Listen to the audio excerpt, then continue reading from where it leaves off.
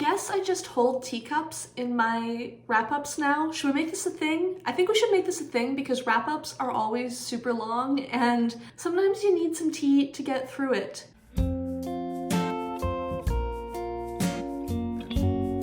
Hi everyone, Rosie here. Welcome back to my channel. I don't really know how to segue into this, but I feel like I can't not say anything because it's the first video I've filmed since a lot of stuff has happened in the world. The main thing I'm thinking of course, is the Russian-Ukrainian war, which has broken out since I last filmed a video. My heart goes out to the Ukrainian people and I know they are suffering so much. I'm not a news channel or a information channel that I don't know enough. I don't have the expertise to do that, so I'm not going to try. I'm just going to say, make sure you're getting your news from a reliable source, and there'll be a link in the description if you would like to donate and help them out in that way. At the same time, I've been seeing a lot of news on this on Twitter, but I haven't been seeing much about it elsewhere, so if you're not aware, a really terrible law, I think it was a law, was passed in Texas, which makes, from what I understand, giving gender-affirming care to youth considered to be child abuse. So if you have a trans or non-binary child and support them in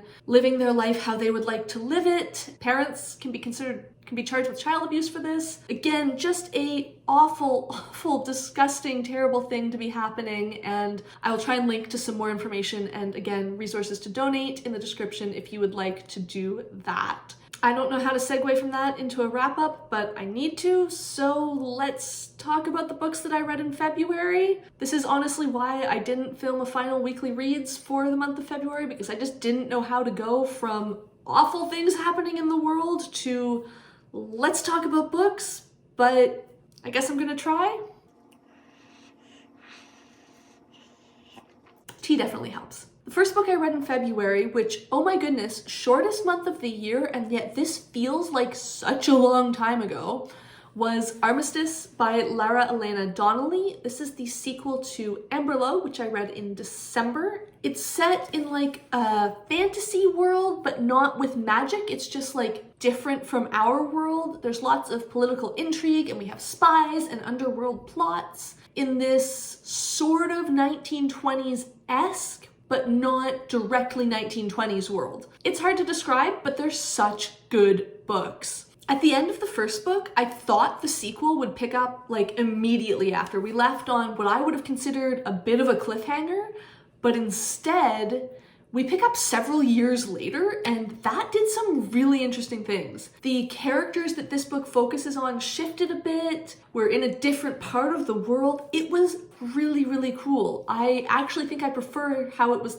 handled to just continuing the story right away. But also it leaves me so nervous for what the third book is going to pick up with now, because again, I feel like it should pick up immediately, but I'm betting that it won't. I really enjoy the characters in this series. I really enjoy the intrigue. I loved seeing more of the world and seeing how different aspects of society work in other parts of this world. That was so interesting. But I do have one pet peeve here, and that is that most of this book takes place in parts of the world that aren't on the map. I love a book with a map, especially when it's a fantasy book and I can't just pull up Google Maps and like look at where things are. So we love a map, but this one only covers one of the countries, and almost all the action of this book takes place in other countries.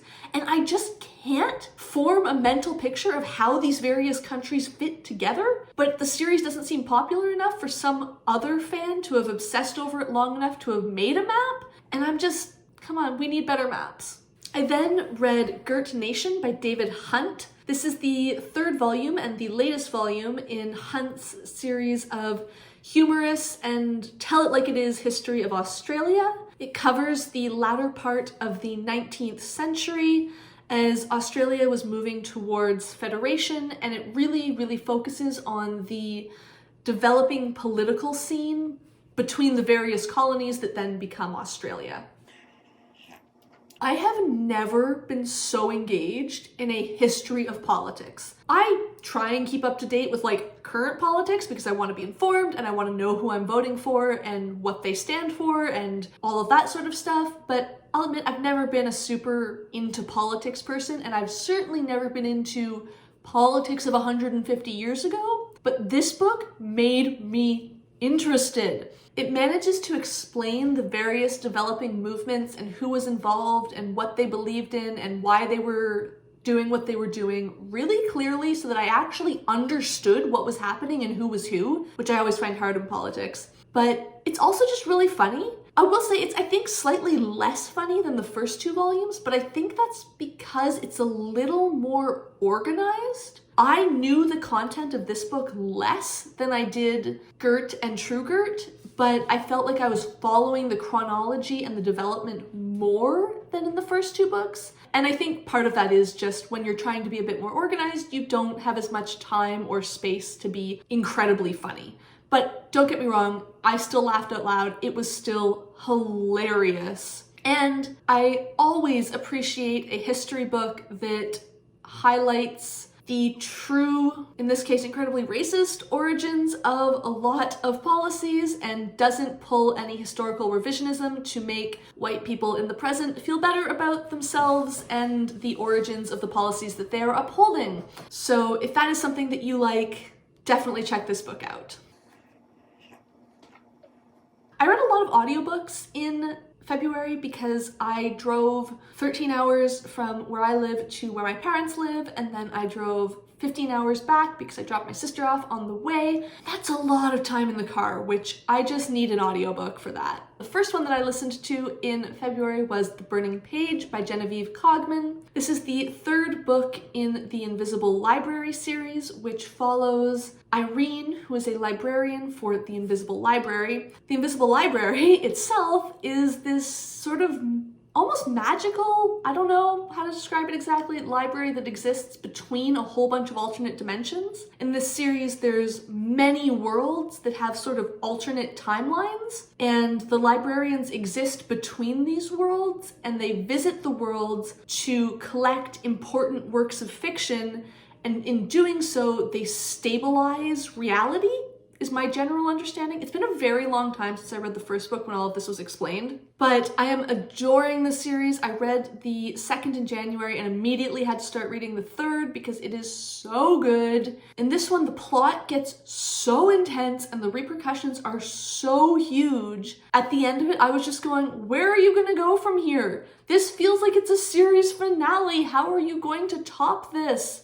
Which we will get to in a moment, but it was really great. I think any book that is just as gripping on hour 6 of driving as on hour 1 is a winner in my books, and especially if it's so gripping that when you finish, the next day you immediately start the sequel. You guys know I struggle to read sequels. You guys know that it often takes me forever to get to a sequel. But in this series, I finish one and I'm just like, I want the next one. And maybe that's because it's on audio. Love them so much. I'm sorry if it's getting really bright behind me. As you can see, the sun is coming up, but we're gonna persevere and I'll try and block that with my head. Give myself a nice little halo. I also, this month, read a Terry Pratchett book. I read The Last Continent, which is, I don't know, 21 in this series maybe? I've lost track and I should really take better notes, is the takeaway here.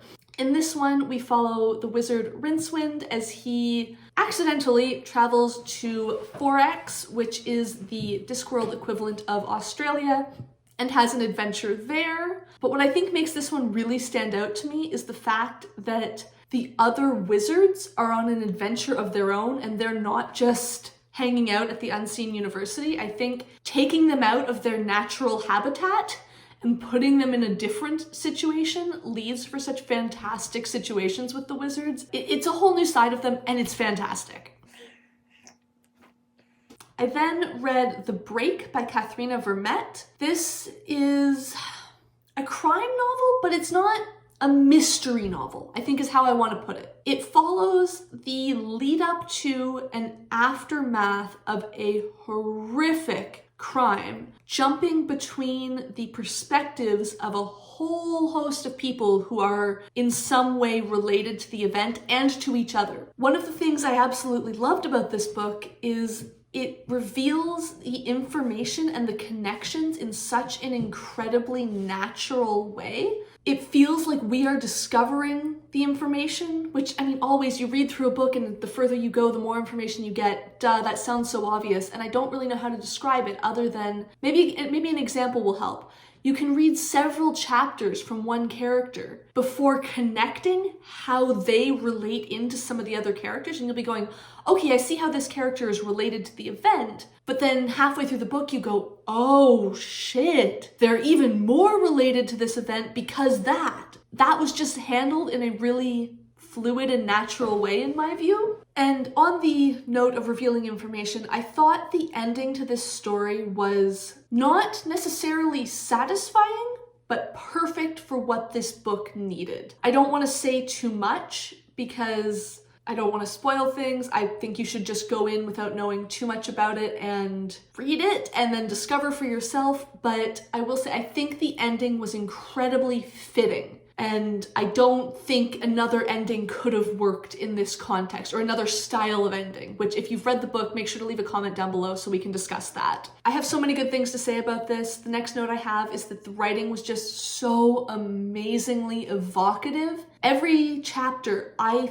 felt like I was in that character's head. I didn't feel like the author was describing what that character was experiencing to me. I felt like I was in their head and in their body, and I was seeing the world from their perspective. The way things are described, the way the interactions shift ever so slightly when we're with different characters is so well written. Before I say my last point, I'm going to say that this book has major content warnings, major trigger warnings, whatever you want to call them. In fact, they're so major that the author has included a page at the beginning of the book mentioning them. So I'm not going to talk in detail about what they are here in case you want to go in without knowing anything, which I totally understand and recommend if you feel up to that. But if you would like to know what they are, leave a comment down below and I will let you know, or I will link to the Storygraphs page where they are also listed.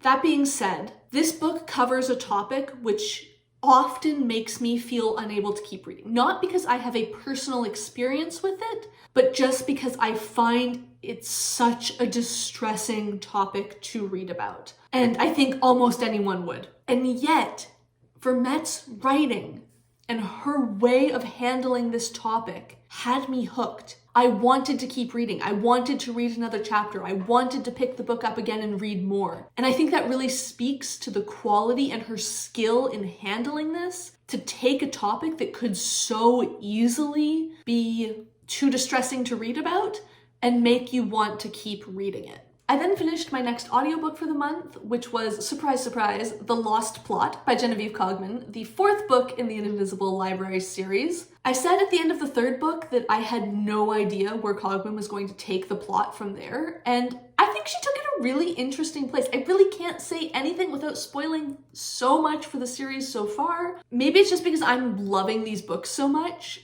I think the transition from major climax at the end of book 3 into what's happening in book 4, while it's not a direct cause and effect, it makes sense. It worked. I was fine with the fact that this story feels a little lower stakes. It didn't feel anticlimactic at all. It was still just as enjoyable and just as great. And honestly, if I hadn't been driving back with my sister, I would have started book 5 immediately. But that would have been mean because I'm not going to make her start halfway through a series. That's just, I'm sorry.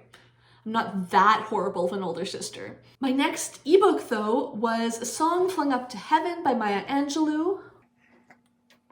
This is the 6th out of 7 of Maya Angelou's autobiographies, and it covers the time when she is in her late 30s and has returned to live in the US after spending several years living in Ghana. That period of her life is bracketed at the beginning by the assassination of Malcolm X and at the end by the assassination of Martin Luther King. And when she starts to write her first memoir or her first autobiography, so that was really fascinating to me, especially since she was really deeply impacted by both of those assassinations, as she actually knew them as people, and in each case, she was scheduled to start working with them on their activist work right before they died. That being said, I didn't find this book as compelling as the first 5. I don't know why. It was a solid book. It was still interesting, but it just didn't have quite the same impact on me that the others did.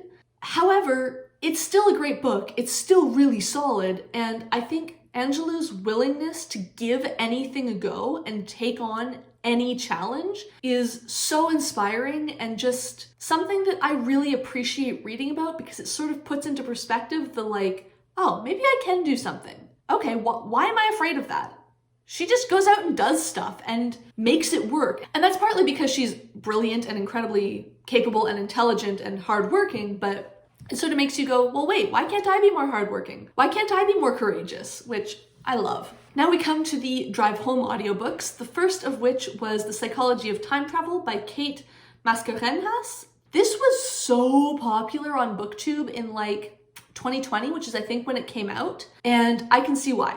It follows a group of women in the 1960s who invent time travel, but before they can fully finish their research, one of them, Barbara, has some sort of mental breakdown, and it's not totally clear if it was caused by time travel or if it was just something that she was going to have happen to her anyways. No matter what the case, one of the remaining 3 women convinces the other 2 that Barbara is a liability to the group and that they should cut contact and she shouldn't be allowed to come back to their work after her mental health issues have sort of stabilized, I think is the way to put it. Then, in 2017, Barbara and her granddaughter are surprised when a mysterious origami rabbit is left on Barbara's doorstep, and it is for the inquest of an 80-year-old woman who seems to have been murdered in the future. And Barbara's granddaughter, Ruby, immediately assumes that this is someone warning them that Barbara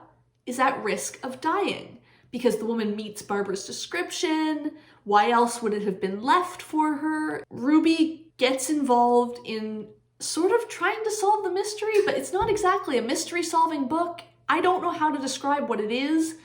It's a time travel adventure, but it's a time travel adventure unlike anything I have ever read about time travel. Not that I've read that much, but this felt really different and really interesting. The plot was amazing, but I think what really set this book apart was how it explores the relationships between the people, and the title doesn't lie. This is about how time travel affects people psychologically and mentally, and also about how it affects time travelers' relationships with people who don't time travel. I thought the way it explores those themes and some of the questions that it raises and the possible things that could happen that it raises and how it discusses those, it was just phenomenal. I was so engrossed with this whole book. Again, a book that you can read for 8 hours straight and be just as gripped at the end as you are at the beginning. Amazing. Chef's kiss. So glad I read it. So excited that I finally read it because it's been on my TBR for so long. I just really loved it.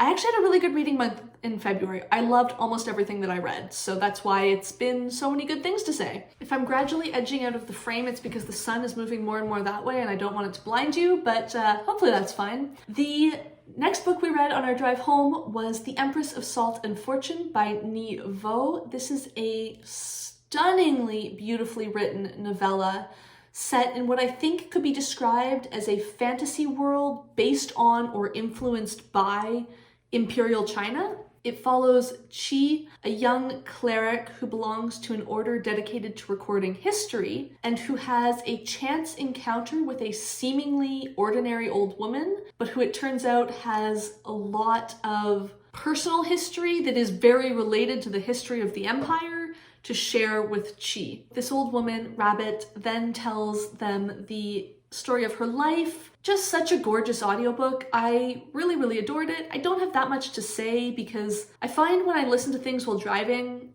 I'm enjoying it, but I'm not thinking about it as much, especially because I read it all in one go. So I'm just sort of enjoying listening as opposed to like really thinking and being critical and like review minded, but it was a delight. I can't wait to read the sequel, and I think there's a 3rd book coming out this year and I'm gonna be picking that up as well because oh my goodness, phenomenal. And hopefully I'll be able to get the others on audio as well because I thought it was just such a great format and it worked so well for this book. We then listened to Dark Archives, a librarian's investigation into the science and history of books bound in human skin by Megan Rosenbloom. This was not a long book, but it felt too long. The topic is pretty self-explanatory from the subtitle. It is about books bound in human skin and the history of them and testing books that are allegedly bound in human skin to determine if they actually are or not, and the history of the books that are and what we know about the people who made them and who they were made of.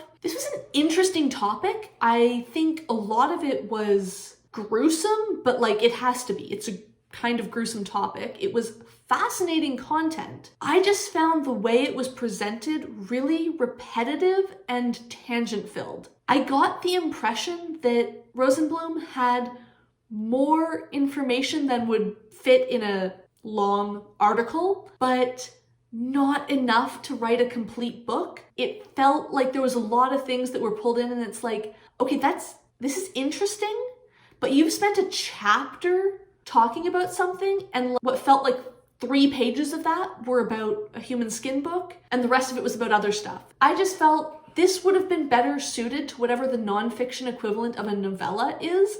Cut it down, make it tighter, cut out some of the fluff and extraneous stuff, and just really focus on what you're talking about, not try and bulk it up to meet a certain length. But that's just my perspective. So if you have read this, make sure to leave your thoughts in the comments. And the final book that I read in February is actually one that I had been working on for most of the month, and that is The Girl in the Tower by Katherine Arden. This is the second book in the Winter Night trilogy, I think that's what it's called. It's the sequel to The Bear and the Nightingale. It's a fantasy series set in medieval Russia, and I loved the first book.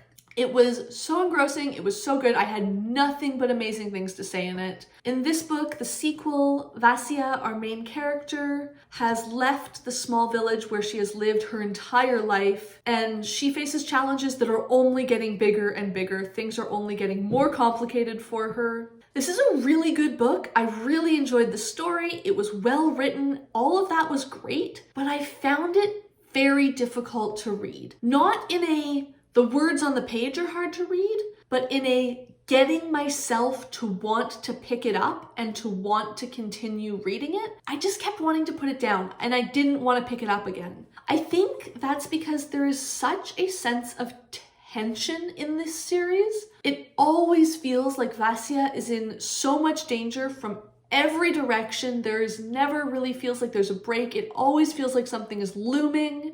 And she's trying her best to navigate this dangerous and really confusing world that she finds herself in, because she's what can only be described as very sheltered. She doesn't have much experience of the world, and now she's out there, she's having to fend for herself. She's trying her best, but she often ends up in trouble because she's either made a mistake, which fair, that's how plot happens, or because she's trying to solve one problem and in doing so she creates an even bigger problem, which again, good plotting makes it tense. It doesn't feel like bad guys just pop up out of nowhere. It feels like the things that happen are consequences of other things, which I do appreciate. It's just that right now, I am not in the mood for the sort of visceral stress that it causes me. I was talking to my dad while I was home, and he's currently reading the Expanse series. And he was saying he's finding it hard to read because he just wants good things to happen to the characters. There's so much going on in life right now that he doesn't want stressful things to happen to the nice guys. He just wants good things to happen. And that is exactly how I feel about The Girl in the Tower right now and this series in general. I love the characters. I love the setting. I love the writing. But right now, I'm just not in the mood for a book where it feels like every chapter we're out of the frying pan and into the fire. It always feels like there's a bigger bad around the corner, that things are going to get more tense, more dangerous, higher stakes. And that's just not something I'm in the mood for. The world is really stressful right now, and I kind of am not loving that tension. This book was really good. I rated it really highly because I do think it's a fantastic book. I think it just wasn't the book that I wanted to be reading right now. All right, those are all of the books that I read in February. It would have been a very small reading month if it weren't for all the audiobooks and driving, but overall, it was a really great reading month. I really liked the books I read, and it was just really good. So let me know down below in the comments, what was your favorite book that you read in February, or if you would like to rant, what was your least favorite book that you read in February? And if you liked this video, make sure you give it a like down below. If you would like to see more of my videos, please hit subscribe, and thank you for watching.